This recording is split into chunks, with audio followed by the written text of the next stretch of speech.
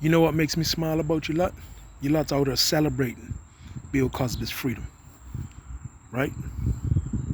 You're talking as if you put money on his books. Ain't none of you put money on his books while he was in jail.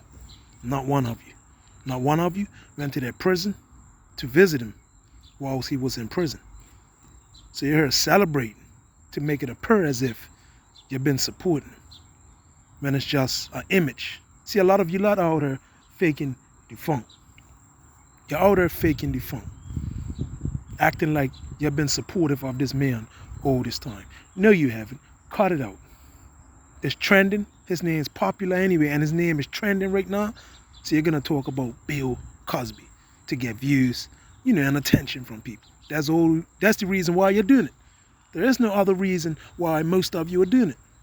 Now, let's talk about him being released, right? It's a hard situation for the alleged victims and him because he's got to deal with that for the rest of his life. Even though the verdict was overturned, which means reversed and abolished.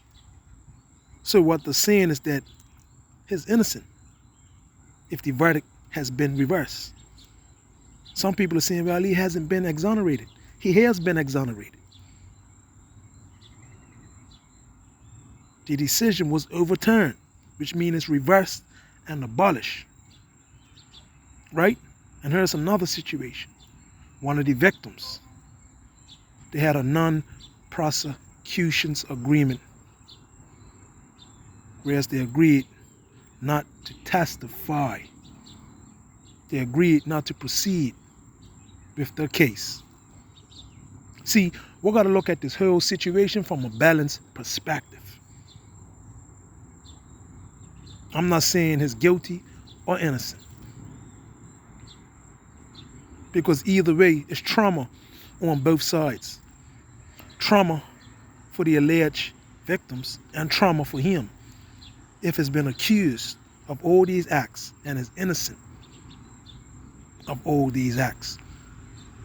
So he's got to go through it every day in his life. He's got to deal with that psychologically. But most of you lot, you're hopping on the bandwagon. You're shouting, Bill Cosby, Bill Cosby. You're rooting for him now. But you wasn't rooting for him all this time while he was in prison.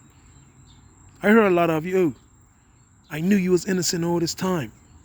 I'm one of the only few that didn't doubt you. I'm one of the only few that didn't say you was guilty. I'm one of the only few that was supportive of you and believed in you and believed that you was innocent despite being chastised. Oh, that's a front.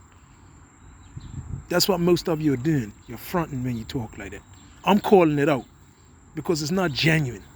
You know you wasn't supporting that man all this time. And then for those of you calling the man a predator and saying he's guilty, right? I don't think it's right to call him a predator. And like I said, I don't know if he's innocent or guilty, right? So I have to view this story and I have to be mindful and come with a balanced perspective because I'm not going to show any bias on either side. I see a lot of you posting on Twitter and all that he's a predator. He hasn't been exonerated. He's not innocent. He got released by a technicality. No, the decision was overturned. What part of that don't you understand? It was reversed. Guilty, not guilty. It's been abolished. So he could walk around saying he's innocent. You might say he's guilty, but the final outcome, the final verdict is not guilty. The verdict has been overturned.